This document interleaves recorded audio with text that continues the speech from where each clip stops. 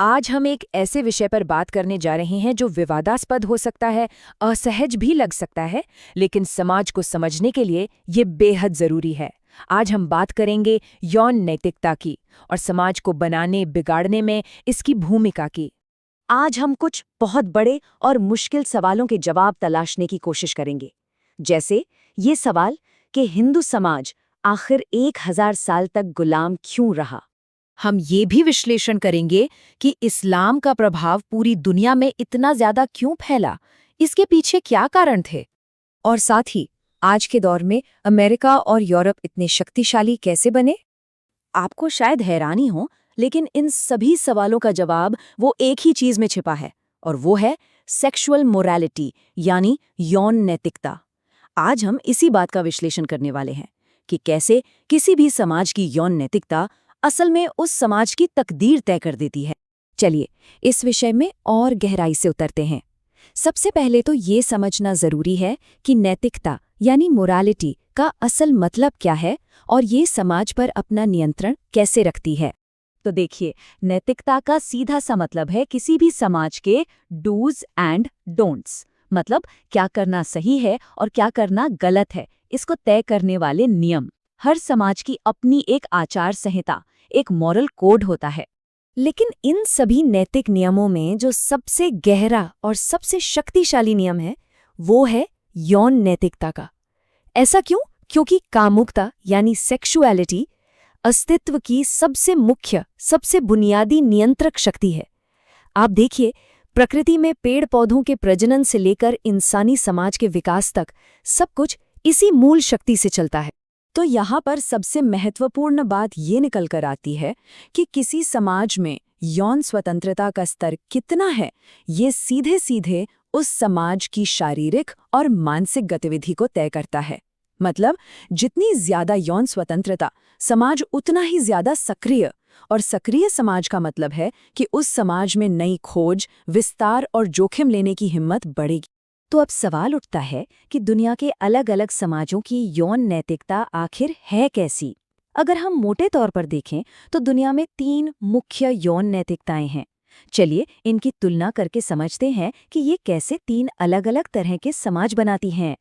चलिए इन 3 मॉडलों को एक एक करके समझते हैं। पहला है हिंदू बौद्ध मॉडल। इसमें पतिव्रता, ब्रह्मचर्य और बहुत ही सख्त गोत्र प्रणाली पर जोर है। यहाँ पूरा फोकस समाज की आंतरिक स्थिरता और शुद्धता पर होता है। दूसरा है इस्लामी मॉडल, जहाँ पुरुषों के लिए 4 विवाह और करीबी रिश्तेदारों में शादी की इजाज़त है। ये सिस्टम सामाजिक विस्तार और आबादी बढ़ाने पर जोर देता है।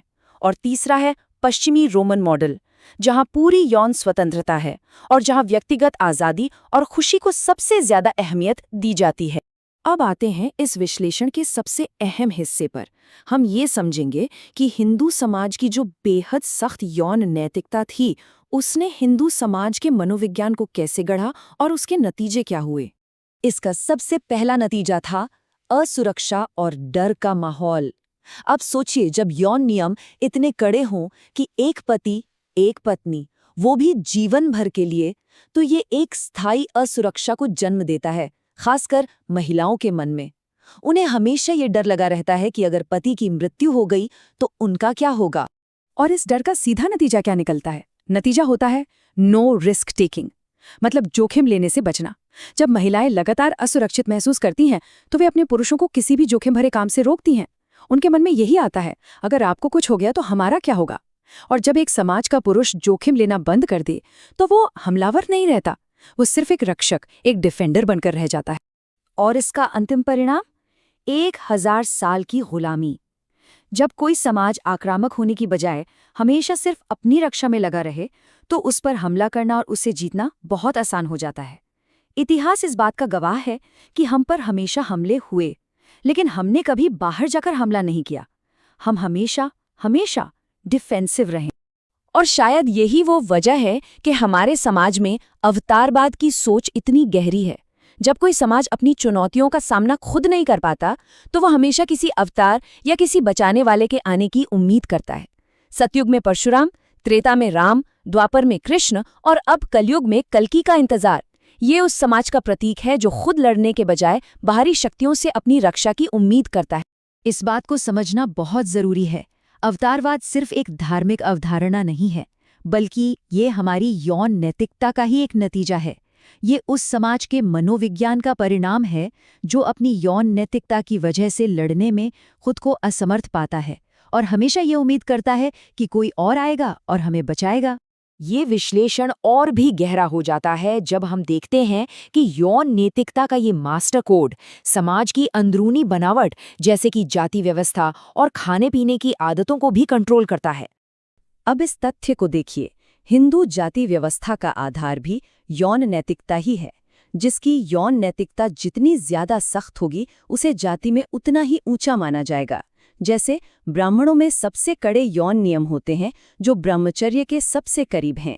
क्षत्रिय और वैश्य में ये नियम थोड़े कम सख्त होते हैं और शूद्रों में सामाजिक नियम और भी लचीले होते हैं, जहां तलाक जैसी प्रथाओं को ज्यादा स्वीकृति मिली हुई है।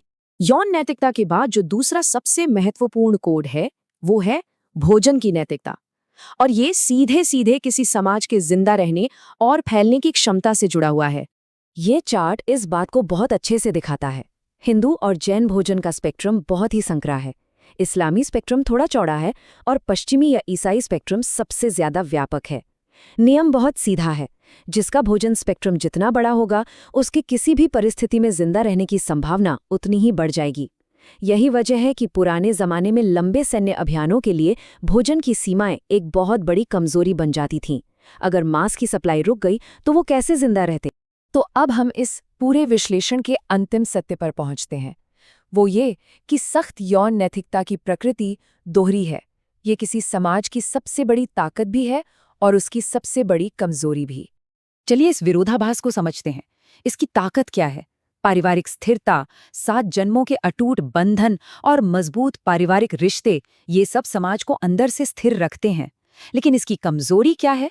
1000 साल की गुलामी, जोखिम न लेने की आदत, डर पर आधारित समाज और हमेशा रक्षात्मक रहना, ये सारी चीजें समाज को बाहरी खतरों के सामने बहुत कमजोर बना देती हैं।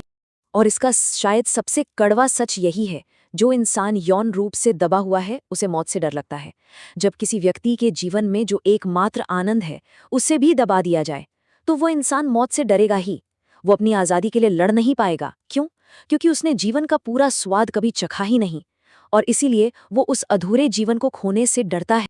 तो अंत में ये सवाल हमारे सामने खड़ा होता है, अगर हम अपनी यौन नैतिकता के इस गहरे असर को नहीं समझते और समय के साथ इसे नहीं बदलते, तो क्या हम अनजाने में गुलामी के एक और दौर की तैयारी कर रहे हैं? ये एक ऐसा सवाल है जिस पर हम सभी को बहुत गंभीरता से विचार करना होगा।